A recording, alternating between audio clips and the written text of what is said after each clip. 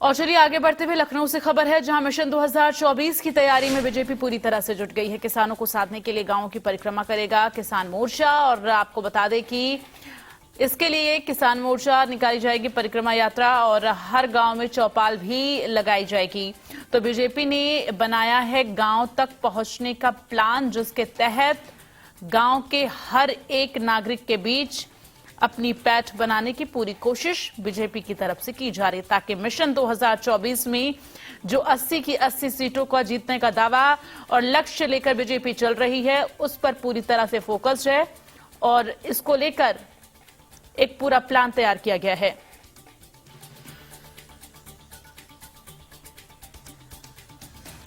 और ज्यादा जानकारी के लिए सीधे रुख करते हैं निकिता। इस वक्त हमारे साथ संवाददाता जुड़ गई हैं। निकिता, जिस तरह से मिशन 2024 में जो लक्ष्य बीजेपी ने रखा है 80 की 80 सीटों को जीतने का, ऐसे में ये जो प्लान तैयार किया गया है, कितना ज्यादा जो है ये प्लान सक्सेसफुल हो सकता है? देखिए दीप्ति, भारतीय जनता पार्टी की अगर बात की जाए तो 2024 के लोकसभा चुनाव को लेकर के उनकी जो तैयारी है जमीनी स्तर पर दिखती है और प्लानिंग और स्ट्रैटेजी के लिए भारतीय जनता पार्टी हमेशा से मशहूर है। और यही अगर बात की जाए, उत्तर प्रदेश में सभी गांवों में परिक्रमा यात्रा निकाल रहे हैं, क्योंकि भारतीय जनता पार्टी रूरल और अर्बन दोनों पर फोकस करना चाहती है। और यही एक वजह है कि इंटीरियर में जाकर के गांव-गांव में जाकर के वो अपनी बातें आम जनता तक पहुंचाएं। और लोकसभा चुनाव से पहले जितने भी किसान हैं उनके भी द्वारे पहुंचे भारतीय जनता पार्टी, क्योंकि देखिए ऑपोजिशन कभी भी मुद्दे उठाता है तो बेरोजगारी, किसान, इन सबको लेकर के ही मुद्दे उठाता है। तो भारतीय जनता पार्टी अब कोई मौका नहीं देना चाह रही है आने वाले लोकसभा चुनाव को लेकर के कि ऑपोजिशन मुद्दा उठा सके। यही एक वजह है कि वो किसानों से बात कर रहे हैं, उनकी समस्याएं सुन रहे हैं और उनको सुनिश्चित कर रहे हैं कि उनकी जितनी भी समस्याएं हैं उनको दूर किया जाएगा।